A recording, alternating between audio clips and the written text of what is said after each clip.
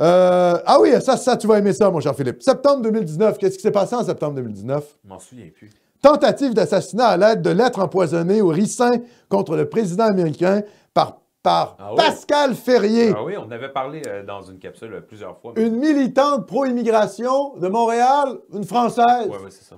Une gauchiste française qui vient à Montréal pour empoisonner le président américain. Oui. Coucou! Non, merci les Français, hein? Vous pouvez les garder, celles-là. Vous pouvez les garder, s'il vous plaît. Envoyez-nous quelques patriotes, là, qui ne veulent pas être grands remplacés, qui ne veulent pas subir le djihad au quotidien. Les nationalistes, on va pouvoir s'entendre avec eux. Mais là, les gauchistes qui veulent assassiner le président américain avec du poison, on vous les laisse. Restez en France.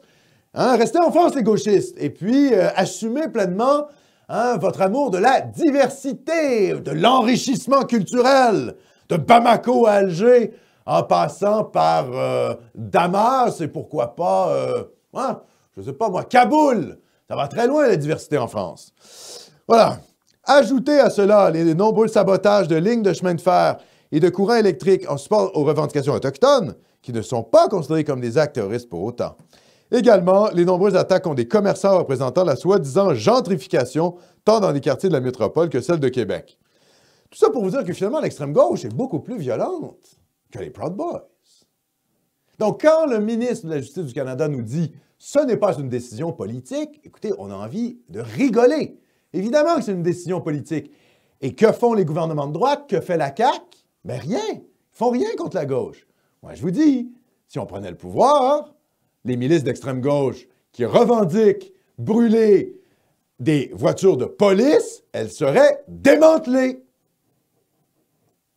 Ça ne serait pas de la rigolade. Les types ne respectent pas la loi et se revendiquent d'une idéologie totalitaire communiste ou anarcho-communiste. Hein. C'est des anarcho-bolcheviques, quoi.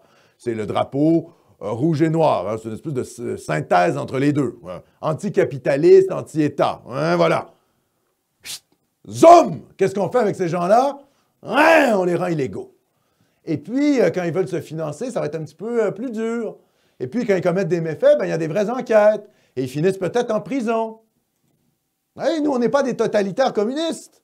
On ne parle même pas de les envoyer dans des camps. On parle simplement de faire appliquer la loi. Duplessis revient! Voilà ce qu'on a envie de dire, hein? Duplessis est encore en vie ici. Ben, bon Dieu, ça serait bien que ça soit le cas.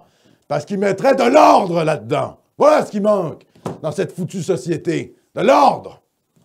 Notamment avec les bolcheviks. Bref.